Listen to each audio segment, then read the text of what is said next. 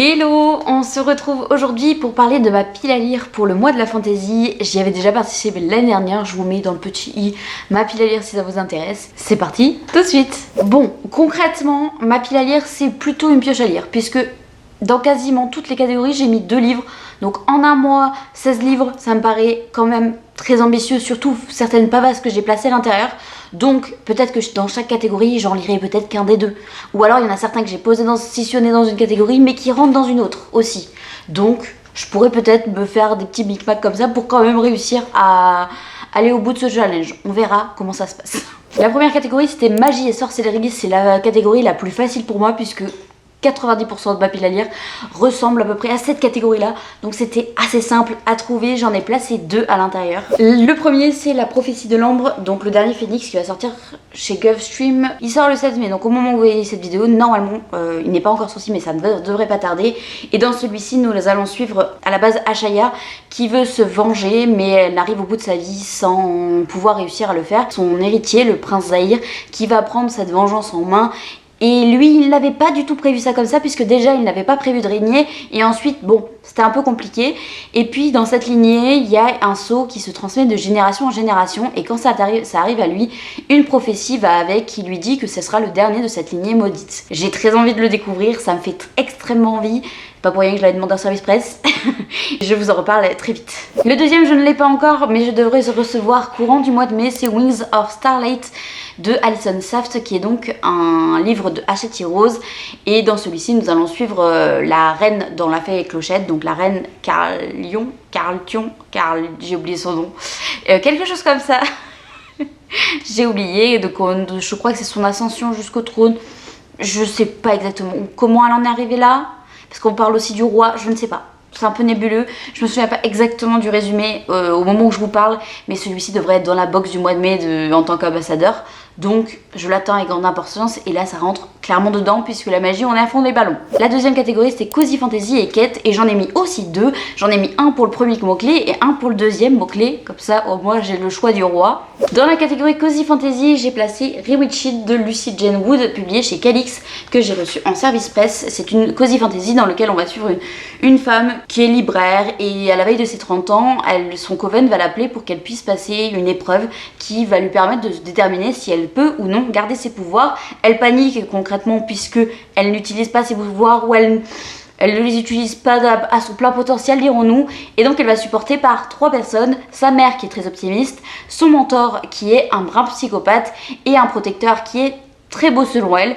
Et toute la question c'est savoir est-ce qu'elle va réussir à garder ses pouvoirs ou non.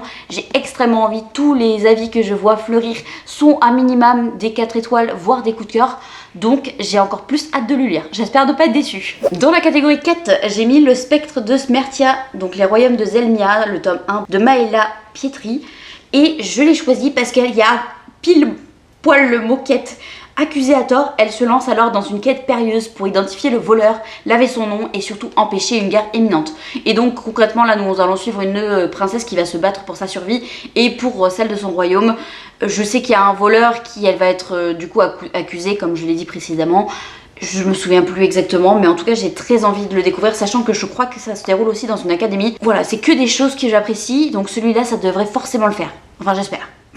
La troisième catégorie c'était créatures fantastiques et anthropomorphisme, ça a été la plus compliquée à constituer. Non, il y en a une autre aussi où j'ai galéré parce que dans ma pile à lire, je n'ai pas de créatures fantastiques. Enfin, si j'en ai plein en vrai, mais je savais pas. En tout cas, anthropomorphisme, j'ai pas. Donc dans cette catégorie, j'ai placé le second tome de La Cité de Letton, donc c'est le Royaume de Culte de S.A. Chakraborty, qui est donc le tome 2, qui pourrait aussi aller dans une prochaine catégorie dont on va parler. Mais dans celle-ci, ça rentrait bien, puisqu'à l'intérieur, il y a des djinns. C'est clairement une créature fantastique. Et dans le premier tome, donc on va suivre une jeune fille qui est voleuse, et un jour, elle va voler à la mauvaise personne. Elle va faire apparaître un djinn, et de là va commencer tout un périple jusqu'à la cité d'Evabad. Et je vous laisse découvrir la suite, mais si vous ne l'avez pas découvert, franchement, allez-y parce que moi j'ai vraiment beaucoup aimé ce premier tome. J'ai très hâte de me lancer dans le deuxième. La quatrième catégorie, c'était Uchronie, dystopie et post-abo. Et toutes mes dystopies, quasiment, je les ai toutes lues le mois dernier. J'ai eu une phase dystopie, j'en ai lu 158 000. Et là, ça s'est calmé, donc je n'en ai plus trop dans ma pile à lire. Donc j'ai un peu détourné la chose. J'ai d'abord mis Liberté oblige de Maïwen Alex, qui est sorti, c'est Slalom, je crois. Et le second tome est déjà paru. Il est dans ma pile à lire numérique depuis sa sortie concrètement et il n'a pas passé cette barre de pile à lire. Ça fait donc quasiment ou plus d'1 an peut-être qu'il est là et qu'il attend sagement que ce soit son tour. En tout cas, dans celui-ci, d'après ce que j'ai compris, on a toujours des princesses au 21e siècle, il y a une télé-réalité autour d'elles. D'après ce que j'ai compris, il y a des trigger warnings, mais je ne sais pas honnêtement lesquels, donc si jamais ça vous intéresse, allez checker d'abord parce que je ne saurais vous dire lesquels ce sont. Et il me faisait très envie, j'ai vu énormément d'avis élogieux et en même temps beaucoup de gens qui ne s'attendaient pas à cette ampleur et à cette profondeur là. Donc ce sera soit lui, soit le combat d'hiver qu'on avait reçu de la part de Gallimard en guise de bienvenue, donc dans ce joli poche collector, qui est une dystopie apparemment jeunesse. Et on n'a pas le résumé donc je peux pas vous dire. Mais tout ce que j'ai vu, d'après ce que j'ai compris, c'était vraiment très chouette. Et c'était un titre que Gallimard souhaitait mettre un peu plus en avant, puisque c'est une histoire visiblement selon moi à ne pas louper. Et c'est de Jean-Claude Mourleva. Et je vous avoue que j'ai lu pas mal de titres en tant qu'enseignante de celui-ci, puisqu'il y en a certains qui sont dans la liste des ouvrages recommandés par l'éducation nationale. Et j'en fais un régulièrement avec mes élèves, que j'aime beaucoup. Et donc j'ai très envie de découvrir celui-ci que je ne connaissais pas, je ne savais même pas qu'il l'avait sorti. La seule chose qui me freine, c'est que il y a hiver dedans et actuellement on n'est plus trop en hiver, il fait plus 27-28 degrés actuellement chez moi, donc on n'est pas tout à fait en accord avec l'hiver et c'est pour ça que je ne sais pas si c'est celui-ci que je lirai. Parce qu'il va peut-être attendre l'hiver prochain, ou qu'au moins il fasse plus mauvais. À voir. On passe à la catégorie suivante et dans celle-ci il fallait placer des suites de saga. Je vous avoue que j'ai un petit peu triché puisqu'il est déjà commencé et on n'est pas tout à fait au moment où je filme. J'ai donc placé Chaosbound de Sarah El Harifi, donc dans l'édition Fairyloot.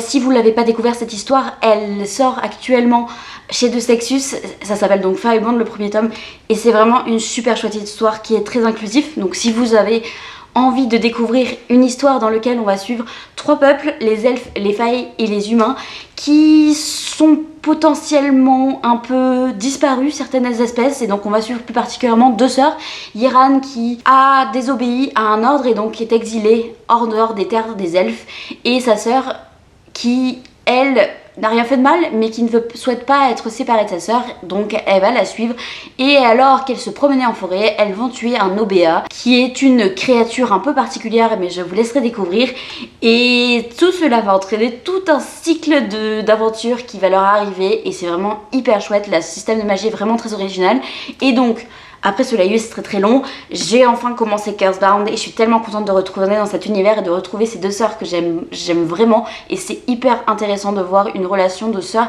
qui est saine dans les faits, c'est assez rare pour être souligné donc pour le moment j'aime beaucoup, je suis très contente d'y retourner et puis vous aurez mon avis final durant le mois. Bon j'ai triché un petit peu, c'est pas grave je pense. Puis de toute façon, si je lis le 2e tome de La Cité de Leto, ça comptera aussi pour la catégorie suite de saga. J'essaie de me trouver des excuses.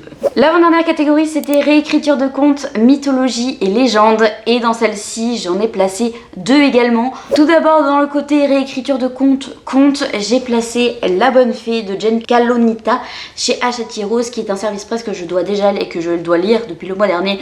Donc il serait temps de le placer là. Je vous avoue que j'ai un peu arrangé les catégories de manière à pouvoir placer tous les services presse que je suis censée lire ce mois-ci. J'ai à peu près réussi à tous les caser, donc ça va grandement m'arranger pour la réussite de ce challenge là. Mais en tout cas, dans celui-ci, nous allons suivre la bonne fée qui est à l'origine une fille de 16 ans et on va comprendre son évolution jusqu'à arriver à cette position de marraine la bonne fée. Et j'avais très envie de le découvrir, il me fait extrêmement envie et les partenaires qui l'ont déjà lu ont été enchantés de cette histoire donc j'ai encore plus hâte de le lire. Et c'est un personnage qu'on connaît assez peu dans les faits. J'ai très envie de savoir exactement quelle est son histoire et qu'est-ce qu'a inventé Jen Kalonita pour essayer de rendre un peu plus romanesque son histoire. Et l'autre que je n'ai pas encore, c'est le chant des rivières englouties de Han Liang, je crois. Je suis pas sûre que ce soit là, qui va sortir chez Hauteville et qui est parti d'une réécriture à partir des 4 beautés de Shanghai, je crois. Dans cette histoire, on va suivre une jeune fille qui, quand elle naît, en gros, toute la nature s'arrête et oublie de faire ce qu'il est censé faire tellement sa beauté est envoûtante. Pour le village, c'est une bénédiction puisque à cet endroit-là, les femmes ne sont faites que pour être mariées et donc être très belle, forcément ça va permettre la réussite de cette femme. Sauf que pour elle, c'est carrément une malédiction et un jour elle va tomber sur un militaire de haut rang qui va lui proposer un marché, celui d'aller envoûter et enchanter l'empereur du royaume voisin, et celle-ci va accepter, sauf que du coup elle va être balancée entre le côté acteur pour pouvoir séduire l'homme qu'elle est censée faire et en même temps ce côté où le militaire de haut rang lui plaît beaucoup. Et j'ai très envie de le découvrir puisque j'avais vu d'excellents retours en VO, donc celui-ci je l'ai dans le viseur un peu plus que les autres on va dire. Nous avions ensuite la catégorie la plus difficile pour moi qui est la Bitlit / Urban Fantasy, et là je n'en avais pas, j'en ai zéro, j'en ai pas un seul qui traîne parce que la Bitlit, j'avoue, j'aime pas trop ça, et Urban Fantasy, je les ai tous lus ceux que j'avais, donc vu que j'essaye de pas acheter à foison et vraiment de me concentrer sur les livres qui vraiment me tentent énormément pour pas qu'ils traînent 18 ans dans ma pile à lire, j'ai essayé de retourner un peu pour trouver une histoire qui rentre plus ou moins dans l'urban fantasy, mais j'ai pas vraiment réussi, donc c'est un peu une triche. J'ai donc placé là The Royal Coven de Juno Dawson, et on va suivre des sorcières et je crois que c'est dans notre monde, donc je me suis dit bon, c'est un côté fantastique, c'est pas vraiment de l'urban fantasy parce qu'on n'est pas en pleine ville, mais on est quand même dans le côté fantastique de la chose, alors je me suis dit ça passe. Vous me direz ce que vous en pensez. Bon, en gros, on est dans notre monde et il y a des sorcières parmi nous et elles sont faites pour nous protéger des menaces extérieures. Sauf que visiblement, cette fois, la menace viendrait directement du Royal Coven. Et celle-ci va démarrer à partir du moment où un des sorciers va être pris et il est extrêmement dangereux. Et donc, une assemblée de 4 femmes, je crois, va essayer de régler cette histoire. Je n'en sais pas plus, mais j'ai vu d'excellents retours sur ce titre. Il y en a qui ont eu des très beaux coups de cœur dessus. Je sais qu'il y en a d'autres qui ont moins accroché, mais c'est vraiment le genre d'histoire qui me plaît. Et puis dès qu'on met des sorcières, moi c'est bon. Je suis conquise, je suis capable de lire une tonne d'histoires avec des sorcières, j'adore, c'est mon péché mignon. Je ne sais pas exactement ce qui va en être de celui-ci, j'espère vraiment qu'il me plaira puisque le second tome est déjà sorti, et dans celui-ci on a beaucoup d'inclusion visiblement au niveau des genres et de la sexualité, donc à voir ce que ça donne. Je vous en reparle bientôt. Et enfin on arrive à la dernière catégorie, je n'ai aucun livre présentement devant moi, mais j'ai classé 3 livres à l'intérieur puisque c'était la catégorie Dark Fantasy et Horreur, et j'avais rien dans ça, je les ai tous lus, c'est pareil, j'ai fini le Dark Fantasy il y a genre 3 jours, donc bon, j'aurais peut-être dû attendre le challenge pour pouvoir le mettre, mais je savais pas qu'elle allait avoir la catégorie Dark Fantasy, donc une chose en amenant une autre, bref, je n'en ai pas.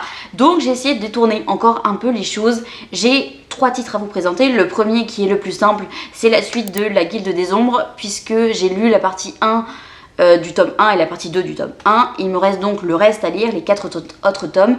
Et vu que la deuxième partie m'a beaucoup refroidi au vu de ce qui s'y passait, pas que l'histoire est mauvaise, mais qu'il y a eu quelque chose qui m'a vraiment dégoûté cette histoire. J'ai très envie de la continuer, mais j'ai aussi très peur, même si on m'a dit que ça s'est amélioré grandement sur la suite. Je vous avoue que cette deuxième partie m'a heurté comme peu me heurte, puisque je suis très peu sensible, on va dire, à la lecture des livres. Mais là, je vous avoue que j'ai eu des hauts le cœur quasiment tout le livre, et j'ai eu beaucoup de mal à m'y remettre, et donc là ce serait une bonne occasion de m'y remettre, mais j'hésite encore. Est-ce que je laisse passer encore un peu de temps pour y revenir un peu fraîche? Je ne sais pas. Ensuite, du côté plutôt horreur, j'ai placé Les Silences de Mona de Nora Lake, qui va sortir donc chez Naos ce mois-ci. Et pareil, nous allons le recevoir en service presse, il devait arriver à la maison dans les prochains jours. J'ai très hâte. Et dans celui-ci, nous allons suivre plutôt le côté psychologique de la chose, où nous allons suivre une jeune fille qui va être interrogée par un psychiatre après la mort suspecte d'une des élèves du lycée. Et nous on va suivre donc plus particulièrement Charlie qui va parler à ce psychiatre, et celle-ci est arrivée il y a quelques mois et elle a finalement été de plus en plus obsédée par la jeune fille qui est morte, mais c'est pas la seule. Harper aussi à y rentrer dans ce cercle vicieux, et donc ce récit nous permet de comprendre comment elles sont rentrées dans cette spirale jusqu'à l'impensable, et j'ai très envie de le découvrir. Et il y a vraiment ce côté psychologique que j'associe peut-être à l'horreur, et voilà, il me fait très envie, très sombre. On nous a prévenu dès la base que les relations sont extrêmement toxiques dans ce livre, c'est fait exprès, c'est tout de l'intérêt en fait de savoir le cheminement ou comment on en arrive à ces choses qui nous paraissent complètement en dehors du temps, mais j'ai très envie de le découvrir. Et on en arrive à le dernier livre dont je souhaitais vous parler, c'est The Wilderness of Girls, qui va sortir donc dans le nouvel label de Elegy. Et dans celui-ci, on va aussi parler de folie, puisque nous allons suivre des jeunes filles qui vont être récupérées après avoir été dans la nature pendant très longtemps et il y a une espèce de distance entre la réalité et un côté fantastique puisque ces filles-là ne savent plus où elles en sont, elles racontent des choses qui paraissent invraisemblables mais qui pour elles sont réellement arrivées. J'ai très envie de le découvrir et j'avais regardé les avis en VO qui sont excellents, donc j'ai très envie de découvrir cette histoire et j'adore en général les histoires où on frôle la folie, où on sait plus nous, même en tant que lecteur, ce qui est vrai, ce qui est faux, donc j'ai très envie de le découvrir. J'en ai fini avec cette pile à lire, n'hésitez pas à me dire s'il y en a certains qui vous tentent, peut-être que certains vous l'avez déjà lu, n'hésitez pas à me faire un retour et puis dites-moi si vous participez à ce challenge là ou pas, et si jamais vous aussi il y a certains des titres que je viens de citer que vous avez envie de lire, n'hésitez pas à venir me chercher dans les commentaires ou en message privé sur Instagram pour qu'on puisse le lire ensemble. Bref, je vous souhaite une excellente semaine et surtout prenez soin de vous.